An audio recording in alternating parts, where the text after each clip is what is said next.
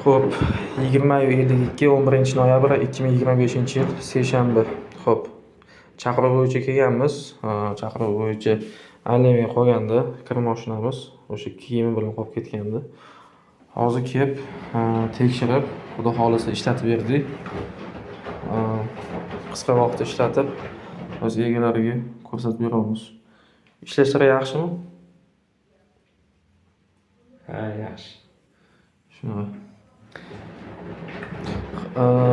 Odatda mana shu yerda ma'lumot aytib o'tib ketaman. Xo'p, kiyim solganda iloji boricha buni to'ldirib yoki bundoq tepadan yarmidan ko'tarmanglar kiyimni solinganda. Sabab, xo'p, mana yuvilayotgan e'tibor beradigan bo'lsanglar, kiyim tushyapti, tepadan tushyapti. Shuni urilib yaxshilab shunaqa aylanadigan bo'lsa, yaxshi yuvadi.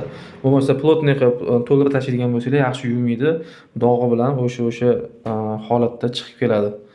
Qoidasi bo'yicha tepa shu past holatda bo'lishi kerak. Yarmidan ko'tarilishi kerak emas kiyim iloji boricha. Shunda yaxshi yuviladi. Bizda O'zbekistonda ko'pincha aksariyat odamlar to'ldirib tashlaydi, ekonom tezroq yuvib olay deb. O'sha tok, suv tejagan holatda keyin shu chala yuvadi, keyin shunaqa dog'lari qolib ketadi. Video foydali bo'lgan bo'lsa, obuna bo'lib qo'yinglar, like bosib qo'yinglar.